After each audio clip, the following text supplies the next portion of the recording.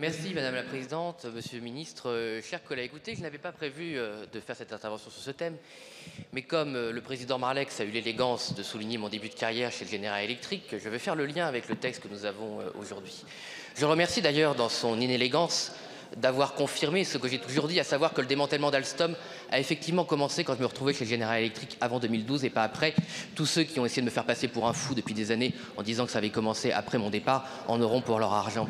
Ce que je voulais dire, c'est qu'effectivement, je suis peut-être une des personnes les mieux placées pour savoir ce que peut faire une multinationale américaine quand elle veut attenter aux intérêts d'un pays souverain comme la France, y compris dans son cœur, y compris dans sa souveraineté énergétique. Je sais à quel point une multinationale américaine peut acheter des intérêts français. Je sais à quel point ils peuvent acheter des hauts fonctionnaires, à quel point ils peuvent acheter des groupes politiques, y compris le vôtre, M. Marlex, puisqu'il a fallu 5 ans et que M. Guémard disparaisse de votre groupe pour que la commission... Je n'ai pas dit que c'était votre faute, j'ai dit que c'était l'UMP, pour que, au bout de 5 ans, l'UMP puisse enfin déclencher cette commission qu'elle ne pouvait pas quand le mari de M. Guémard était dans votre groupe. Je sais tout ce que peut faire une multinationale américaine. Je sais qu'elle peut même acheter des fonctionnaires dans les cabinets ministériels. Vous pouvez être reçu par le cabinet de M. Montebourg, amener des documents au cabinet de M. Montebourg, et ces documents disparaissent dans les couloirs de Bercy, et la personne qui vous a reçu devient quelques années après un banquier d'affaires dans une banque américaine, sans que cela ne pose de problème à personne, sans que des problèmes déontologiques soient posés à personne. Et quelques années après, quand vous pouvez demander aux personnes en charge de la déontologie pourquoi ils ont accepté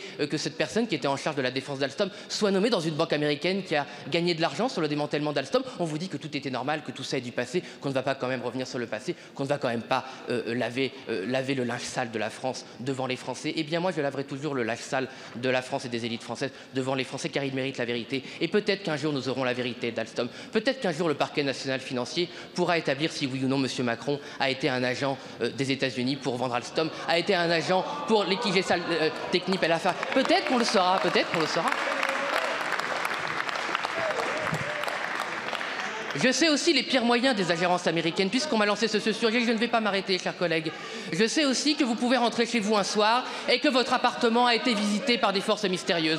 Je sais que vous pouvez rentrer chez vous une deuxième fois un soir et que votre appartement a encore été visité par des forces mystérieuses, que vos documents ont disparu, que vos ordinateurs ont disparu, mais que votre argent est resté là, que tout ce qui a de la valeur de votre argent est resté là. Et quand vous allez voir la police, on vous dit « mais c'est sans doute des gitans qui sont passés dans votre appartement ». Bien sûr, les gitans qui ont fait un feu de joie avec les documents que vous pouviez avoir.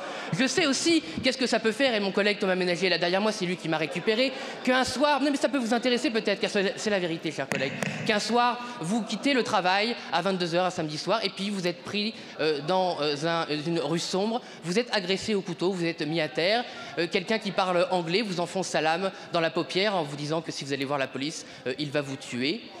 Et voilà, ça vous fait rire? Ça vous fait rire? C'est ce qui m'est arrivé.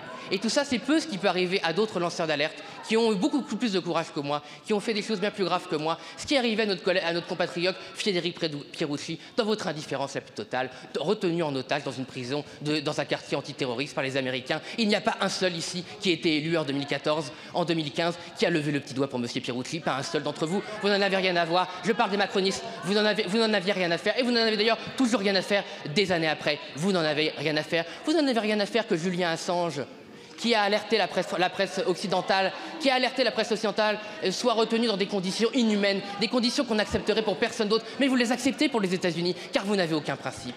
Vous passez votre temps à parler des ingérences étrangères, vous vous fichez bien du pouvoir du Qatar, vous vous fichez bien du pouvoir de l'Arabie Saoudite. Oui, bien sûr, la Russie est un régime autoritaire, mais qu'est-ce que le régime saoudien? Un régime qui condamne à mort en crucifiant les gens et leur coupant la tête. Vous trouvez ça formidable? Vous trouvez que ça mérite de faire un selfie avec le prince dirigeant de l'Arabie Saoudite? C'est ça vos principes? Vous n'en avez aucun.